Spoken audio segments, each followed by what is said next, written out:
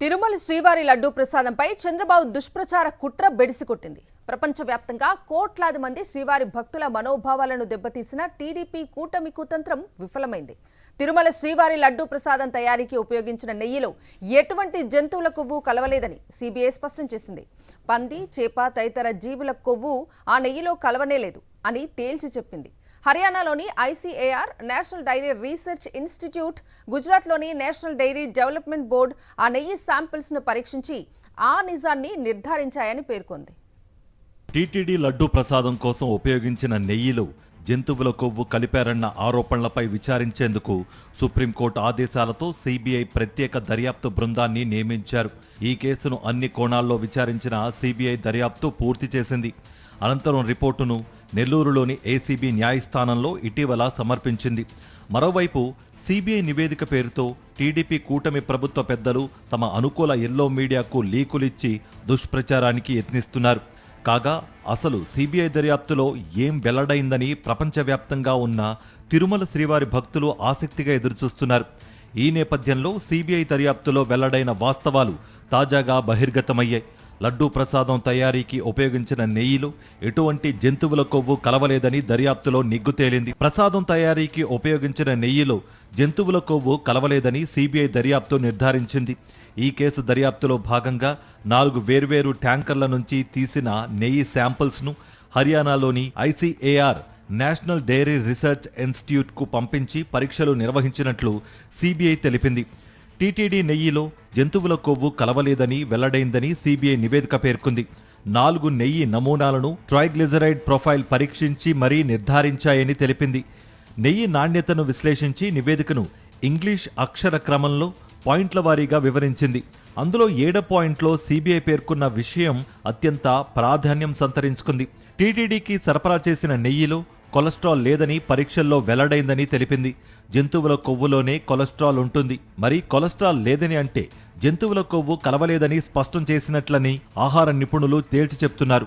తాము పరీక్షించిన 4 నమూనాల్లోనూ పంది, చేప వంటి జీవుల కొవ్వు లేనే లేదని సీబీఐ నివేదిక తేల్చి చెప్పింది.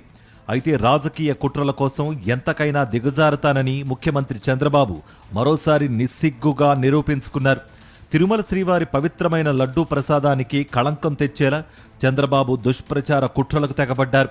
2024 సెప్టెంబర్ 18న చంద్రబాబు ఈ కుట్రకు తెరతీశారు. తిరుమల లడ్డూ ప్రసాదానికి ఉపయోగించిన నెయ్యిలో జంతువుల కొవ్వు కలిపారని ముఖ్యమంత్రి హోదాలో ఆయన నిరాధార ఆరోపణలు చేసి రాజకీయ కుట్రకు తెరతీశారు. చంద్రబాబు పన్నిన కుట్రకు ఉప ముఖ్యమంత్రి పవన్ కళ్యాణ్ వత్తాసు పలికారు. ప్రజల్ని తప్పుదో పట్టించేందుకు ఆయన హైడ్రామాకు తెరతీశారు.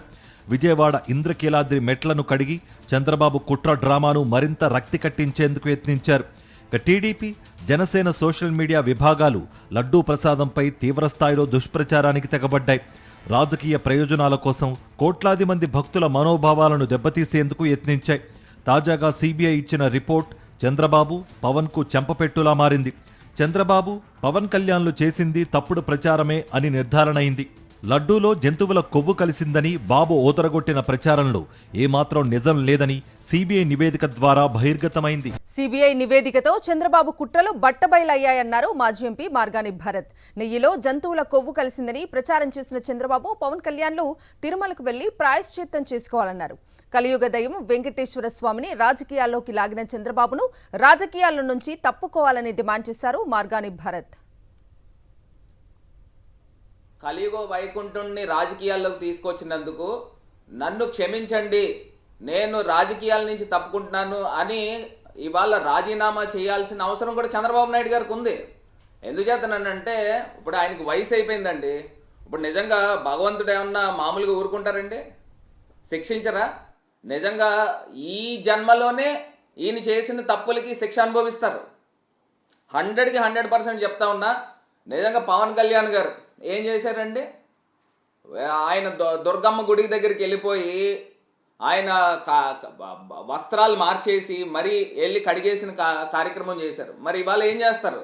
ఇవాళ నారా లోకేష్ కానీ, చంద్రబాబు నాయుడు గారు కానీ, పవన్ కళ్యాణ్ గారు కానీ వీళ్ళు ముగ్గురు కూడా రేపు ఉదయమే తిరుమల తిరుపతి దేవస్థానానికి వెళ్ళి అక్కడ హిందూ లోకానికి, భక్తులకి అందరికీ కూడా నేలపైన ముక్కుని రాసి మమ్మల్ని క్షమించండి, మమ్మల్ని క్షమించండి అని చెప్పి బేషరతుగా తిరుమల తిరుపతి దేవస్థానంలో వీళ్ళు క్షమాపణ చెప్పాలనండి. తిరుమల శ్రీవారి లడ్డుపై కూటమి నేతలు దుష్ప్రచారం చేశారన్నారు మాజీ ఎమ్మెల్యే మల్లాది విష్ణు. దేవదేవుణ్ణి రాజకీయాల కోసం వాడుకున్నారని మండిపడ్డారు. సిబిఐ నివేదికతో చంద్రబాబు కుట్రలు పటాపంచలయ్యాయన్నారు. ఇప్పుడు ఏ మోహం పెట్టుకుని ప్రజల ముందు నిలబడతారని నిలదీశారు మల్లాది విష్ణు. గారి యొక్క పాపం పండి సిబిఐ ఒక రిపోర్ట్ ఇచ్చింది. ఏమని అంటే తిరుమల తిరుపతి దేవస్థానంలో చంద్రబాబు నాయుడు గారు చెప్పినట్టుగా లడ్డూలో జంతు కొవ్వు కలవలేదు అని చెప్పని తలకాయ తీసుకెళ్ళి ఎక్కడ పెట్టుకుంటారండి? ఎన్ని దుష్ప్రచారాలు చేశారు పవన్ కళ్యాణ్ గారు, లోకేష్, వీళ్ళందరూ కూడా తిరుమల తిరుపతి దేవస్థాన స్వామిని అడ్డం పెట్టుకుని జగన్మోహన్ రెడ్డి గారి మీద, వైఎస్ఆర్ కాంగ్రెస్ పార్టీ మీద మీరు తప్పుడు ప్రచారం చేశారే. 60 లక్షల కిలోలు కలిసిపోయిందని చెప్పని, లడ్డూలు భక్తులందరూ తినేశారని చెప్పని, అయోధ్యకు పంపించారని చెప్పని ఇన్ని రకాలుగా దుష్ప్రచారం చేశారు. గోబెల్స్ వారసుల్లాగా ఉన్నారు చంద్రబాబు నాయుడు, లోకేష్, పవన్ కళ్యాణ్, మీరందరూ కూడా.